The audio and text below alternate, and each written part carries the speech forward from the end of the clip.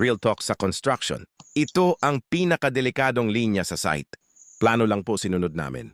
Yan ang dahilan kung bakit maraming bahay ang may problema.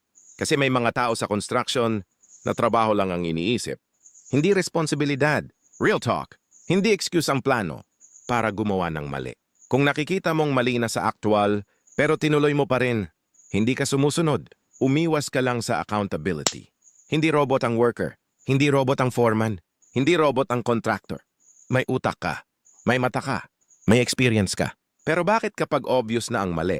Tahimik lang? Dahil ayaw mapagalitan?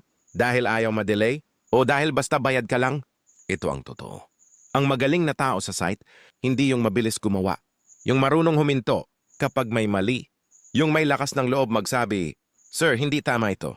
Kasi isang maling gawa, hindi lang semento ang nasisira. Pangarap ng may-ari ang nasisira.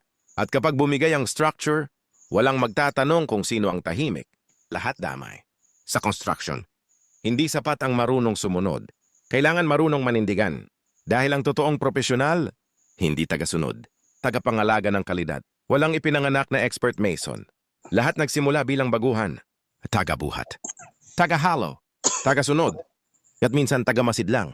Pero habang ang iba ay nagtatrabaho lang, may mga taong natututo, nakikinig, nagtatanong, at nag-aaral, at patuloy na pinapabuti ang kanilang kakayahan. Doon nagsisimula ang pag-asenso.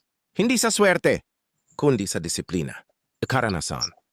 At pagnanais na matuto araw-araw, tandaan, ang pagiging laborer ay hindi kahinaan. Ito ay unang hakbang ng maraming matagumpay na manggagawa.